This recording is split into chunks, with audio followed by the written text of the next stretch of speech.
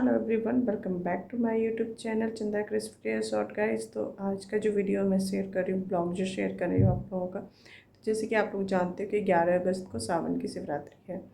तो उस दिन जो भी लोग सावन का पूरे महीने फास्ट रखते हैं, कई लोग सिर्फ उस दिन की शिवरात्रि रखते हैं, तो उस पर आपने पार्थिव शिवलिंग का कैसे बनाना है और उसके साथ साथ आपने उसमें क्या क्या पूजा सामग्री लगेगी, शिवलिंग का विसर्जन नेक्स्ट डे कैसे करना है, वो सारी डिटेलिंग वीडियोस मैं आप लोगों से शेयर कर रही हूँ।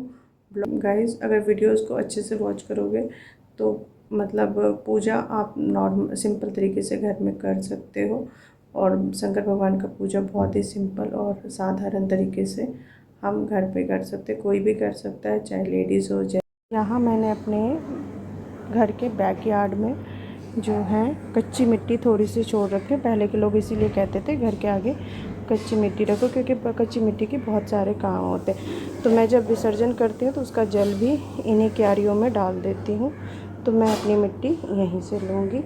मिट्टी का जो है कंकड़ वगैरह निकाल करके आपने साफ़ कर लेना।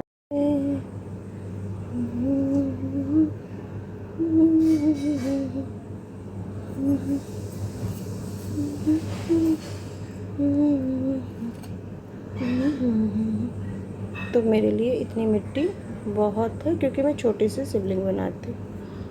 तो चलो अब इसको हम क्लीन करेंगे।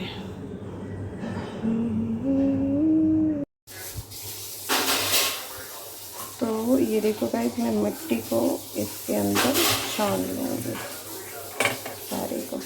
थोड़ी सी ये गीली है तो टाइम लगेगा, बट मैं इसको इस तरह से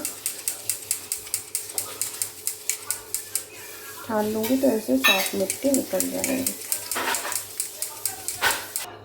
तो ये देखो गाइस, ये मेरा मिट्टी छन गया है। सबसे पहले थाल में टीका लगाएंगे।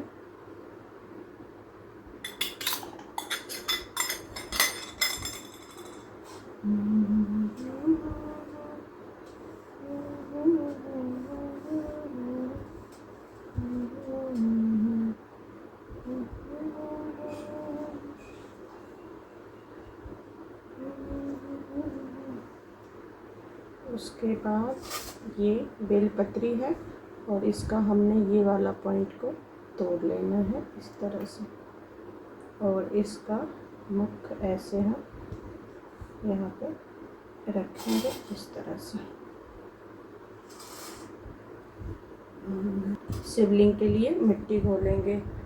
तो यहाँ पे मैं डालूँगी, ये मेरे पास गंगा जी की मिट्टी है, तो थोड़ी सी ये मिट्टी इसके अंदर मिक्स करूँगी।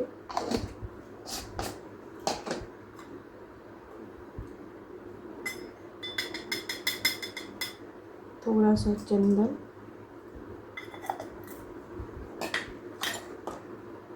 थोड़ा सा सफ़ेद चंदन, थोड़ा सा गुलाब जल, गंगा जल, मिट्टी है इसको इसके अंदर पलट देंगे।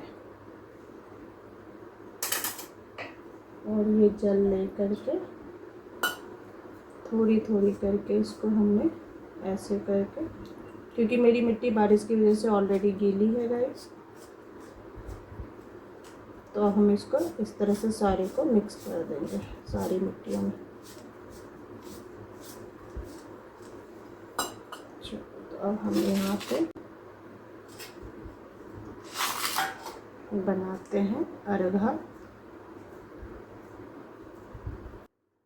तो गाइस, अब हम बनाएंगे शिवलिंग। शिवलिंग के लिए सबसे पहले हमने मिट्टी को अच्छे से गूँथ लिया है, तो अब इसे गोल करके बीच में जो अर्घा के लिए हम बनाते हैं और शिव जी का स्थान जो होते हैं उसके लिए हमने पहले अर्घा बना लेना है।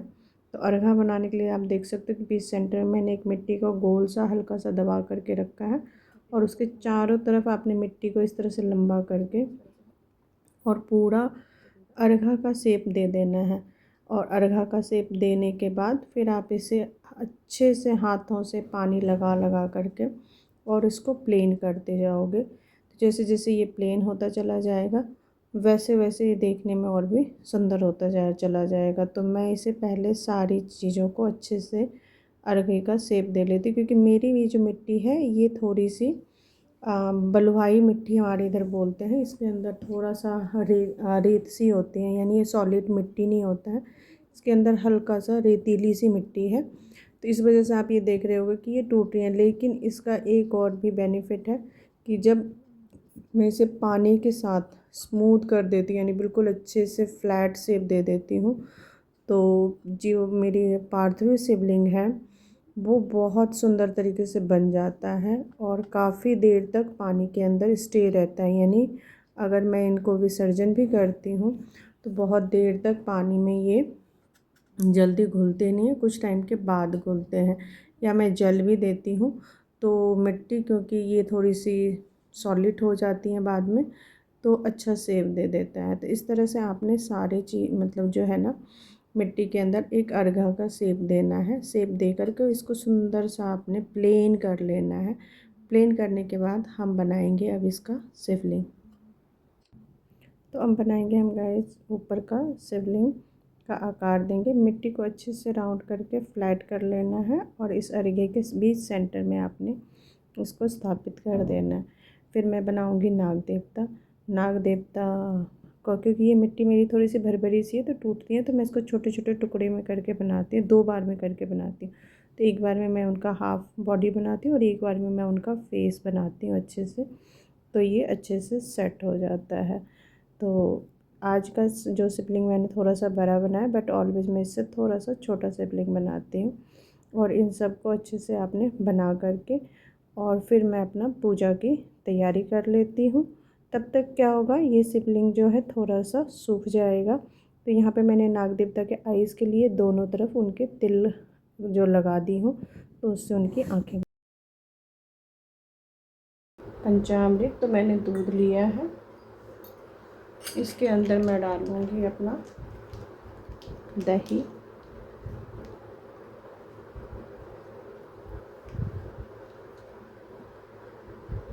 थोड़ा सा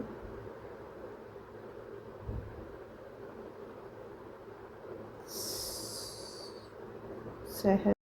तो अब जो हम लेंगे गाइस वो है 1 लोटा जल, 21 दाने गेहूं के, 5 कमलगट्टा, 108 चावल, 21 काली मिर्च, 1 चुटकी काला तिल, 1 धतूरा, बेलपत्र, समीपत्र, गुलाब के पुष्प और आपका दूध, दही जो कि पंचामृत बनाने के लिए होता है, इत्र, रोली, मौली, अबीर, गुलाल, पीला चंदन और कपूर। उसके साथ आपके पास अगर ये सब चीज़ें नहीं भी हों तो भी आपने काला तिल और साथ में अक्षत, लौंग, इलायची, इनसे भी भगवान की पूजा आप कर सकते हो। फूल में अगर आपके पास गुलाब के फूल नहीं हो तो कोई भी लाल फूल आप उनको अर्पण कर सकते हो। तो गाइस अब मैं यहाँ पे करती हूँ अपना अभिषेक। तो मेरी ये वीडियोस अच्छी लगे तो मेरी वीडियोस को लाइक करना और मेरे चैनल को सब्सक्राइब करना ना भूलिएगा। और भगवान भोले आप सबके परिवार पे कैसी कृपा करें।